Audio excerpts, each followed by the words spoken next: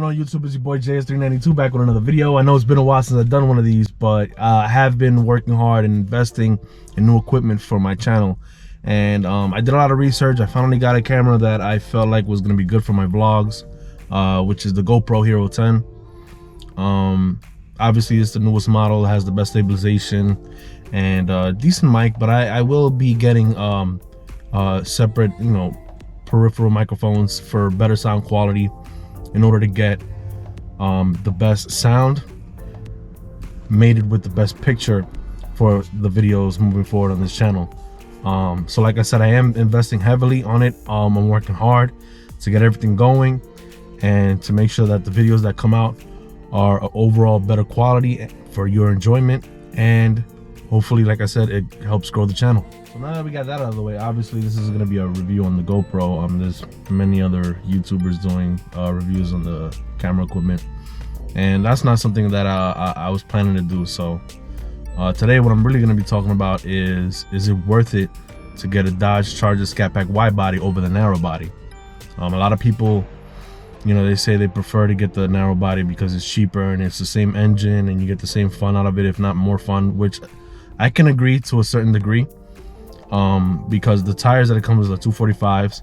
You can option to the 275s, and with either tire setup, you're still not going to get a good amount of traction. There's just too much torque, too much power, but that translate into having more fun when it comes to spinning and doing burnouts and things like that. But again, it can be dangerous because when you're on the highway and you're trying to rip it, it can slide on you.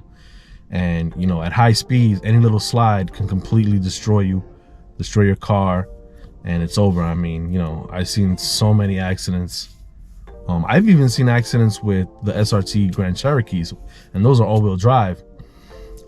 So it doesn't matter what kind of wheel setup. When you are talking about that kind of power and torque, you have to be careful no matter what, even if it's on a straight highway. I mean, most of us don't drive these cars on a prep surface. We're not on the track, the drag strip all the time. Most of us are driving the cars on regular, everyday commercial roads, which get beat up on by trucks and buses and things like that. So, you're not going to get the best traction and things could get kind of sketchy. Oh, come on, Mike, you got it. There you go.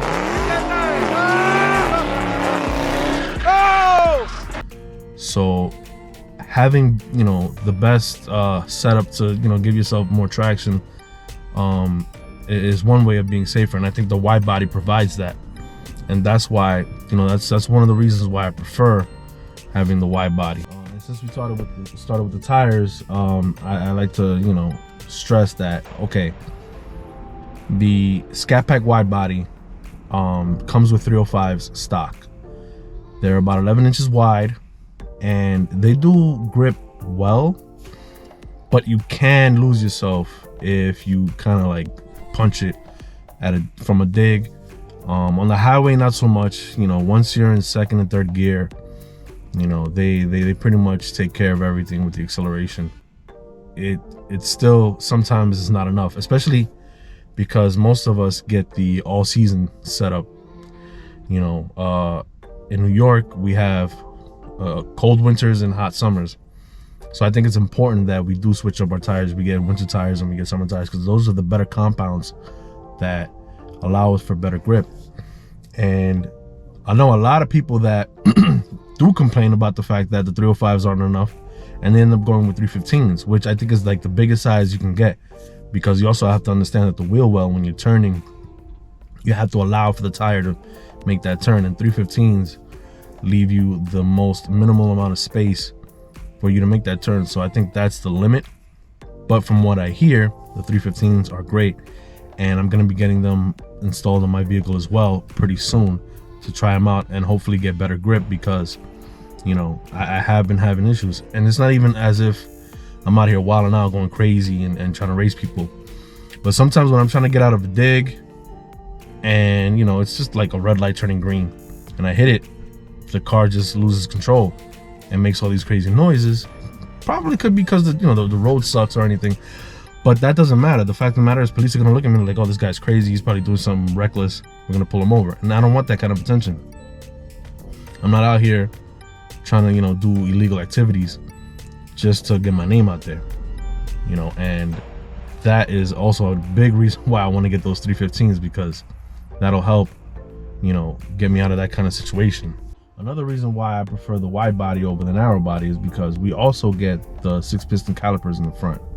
The narrow body, you just can't get that option for whatever reason, and you definitely feel a difference in the braking. I mean, it makes sense. You got bigger brakes, you're gonna get better stopping power.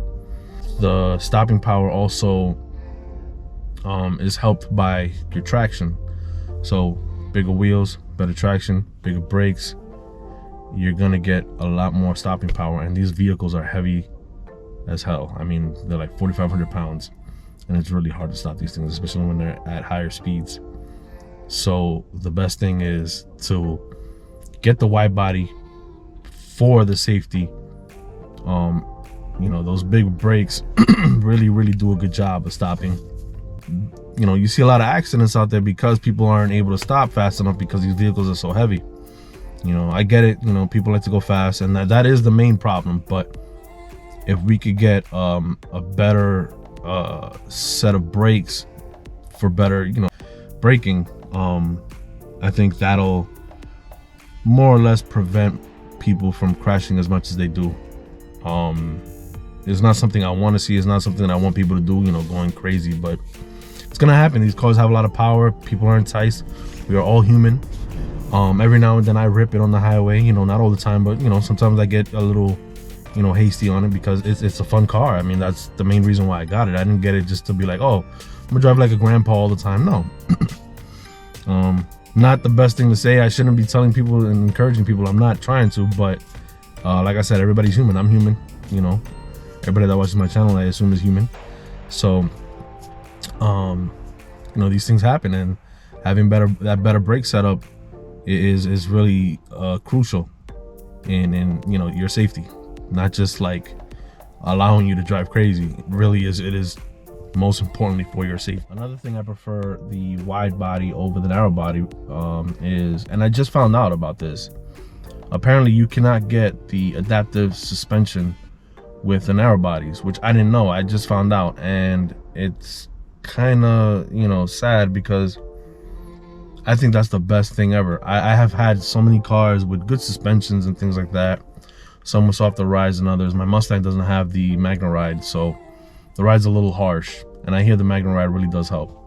But what I can tell you is that I've been in Chargers that don't have it, and they drive well, but having the adaptive suspension really changes everything. It feels more, I guess you could say floaty, but when you put it in track or sport, things tighten up. The car, you know, really starts to feel like it can handle better. You can do, you know, make turns better, sharper. It does make the ride a little harsher, but that's the whole point of stiffening up the suspension, that you're gonna get a stiffer ride so that the chassis doesn't shake much when you're trying to make those turns and you're going over bumps and things like that. But yeah, that's one thing that's huge for me in terms of getting the wide body over the narrow body, is that the adaptive suspension is not an option for the narrow bodies, and that's, you know, unfortunate. But when it comes to the pricing, and everybody knows it's $6,000 extra just for the wide body package, that is a big part of why it's worth it. And finally, you know, the main reason why people get the wide body is just the stance. This thing looks mean coming down the road. It looks mean when you have it parked. You know, when you're driving in it yourself and you forget that you're in the car and you see another one on the road, you're like, wow, that car looks amazing, that looks mean, man. And you're like, oh wait, I'm in one of those too. You know, so then you think like, wow, that's how I look. Wow, that's crazy, you know. And then you look at the videos and everything.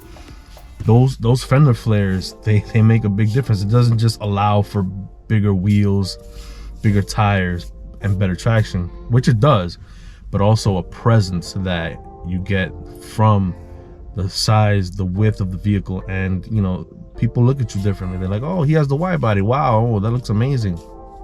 you know, not so many people have these. I know in the Mopar community, it may seem like a lot of people have this vehicle because it was the hottest thing and people got it, but I'm beginning to learn that most of the people that have them, or I mean, almost everyone that has it, they only got it a year ago, 2 years ago, and I don't see too many of these cars on the road.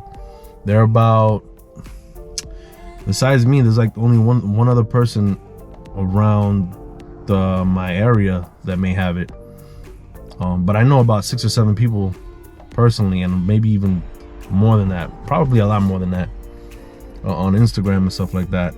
But as everybody knows, most of the people on Instagram are associates, they're not your friends. So, you know, not to knock them on that, you know, everybody's cool.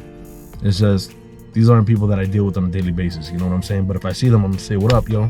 You know, everything's cool or whatever, you know, because it's all love at the end of the day. Yeah, you know, a lot of people really respect the fact that you have a wide body.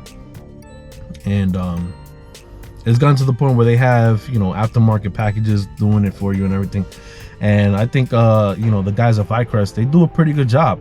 You get pretty much the same thing. I just think that you might need some wheel spacers to, you know, get the wheels to stand out the way they're supposed to, even if you want a bigger rims. But for the most part, I seen a guy who had an SRT Charger. You know, back in the day, the 6.4 was the SRT. So basically what he did was he took his car, put the Vicrest package on it, and he added the snorkels in the front, and so it looks pretty good. I mean, I like the snorkels in the front. That's why I was gonna get a narrow body. I don't knock the narrow body. The narrow body's a fire. You know, it's just the tires that kind of kill it, because, you know, I feel like I'm gonna slide off into the ditch. But yeah, nah, man, I mean, he made it look great. And you know, if that's something you're looking into, that's a cool option. But again, you're not gonna get everything that I mentioned, like the brakes and everything, but it looks pretty good. Yeah, I mean, with the SRT, I think the only thing he's missing is the wheels, because they have the brakes and the adaptive suspension back then, because that was the top of the line model before, and then it became like the second best when the Hellcat came out. But still, looks amazing. Everybody loves the wide bodies, and this is something Dodge should have done a long time ago. Also, what I do think they should do is make the vehicles all-wheel drive, but I don't know if it's a fitment issue or what. They just don't do it, and you know, it's something I really wish they did, because a lot of people are crashing their cars simply because they're going out of control, especially Hellcats. You know, even with the 305s, even if you put 315s, that is just too much power. It's as if you need to have all-wheel drive just to make sure that car doesn't go out of control. It's just too much power. And people, they get the car and they don't know how to drive. A lot of people get that car and it'll be like their second car, even their first car, just for a novelty, like they're bugging out. Some people will go from a car that has like 150 horsepower to the Hellcat just because they want to upgrade and want to look crazy and want to look cool in front of their friends, and that's just crazy to me. But you know, it is what it is, man. All I know is that if you get wide body, narrow body, just drive safe out there. And if you want to upgrade with the Vicrest, you can always do that as well. That's always an option, a viable option, and something that I think looks great. And I don't knock anybody that gets it, man. You know, if you can't afford to go buy yourself a wide body, you know, it's okay. You know, especially with the car market the way it is. I'm gonna put up a picture. Like, I've seen Scat Packs with 20,000 miles cost more than my vehicle when it was brand new, which is crazy. And I'm talking about a narrow body. I seen a narrow body Challenger, 20,000 miles, about 60 grand. It might have been the same price as my car, but still, that's nuts. 20,000 miles, 2 years old, and it had the cloth seats interior. It didn't even have the upgraded interior. And again, you know, with the narrow body, you don't get the big 6-piston calipers. You don't get the wheels. I think I had the 275s, but still, 60 grand, 20,000 miles. My car doesn't even have 3,000 miles. So I can only imagine what it would cost for somebody to sell this, you know, with the markup. But I'm not gonna sell my car, not anytime soon. But I do understand if you can't upgrade to a Scat or a wide body. It's simply because the market is insane right now. You know, so if you already got a Scat or even a 5.7 Hemi and you want to add that little wide body thing on it, aftermarket, by all means, man, it looks great, and ride it out, you know. Because at the end of the day, that's what the wide body really is. It's just some added fender flares, bigger wheels, you know, things like that. And you know, why not show out? Let's do it. Just want to give y'all a look. You know, car's a little dirty right now, but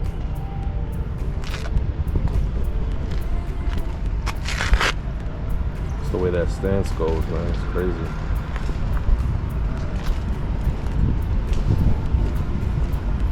And also, if you didn't know, the wide bodies don't get the fog lights. So that's another thing you have to consider. People really go crazy over those fog lights. Well, there you have it, everybody. Let me know in the comment section if you prefer the narrow body or the wide body, if it's worth the $6,000 extra for the wide body package. And do you like how it looks? Do you prefer the way the narrow body looks? Yeah, let's just have it out in the comment section and let me know. Don't forget to like and subscribe, and I got a whole bunch more coming. Thank you.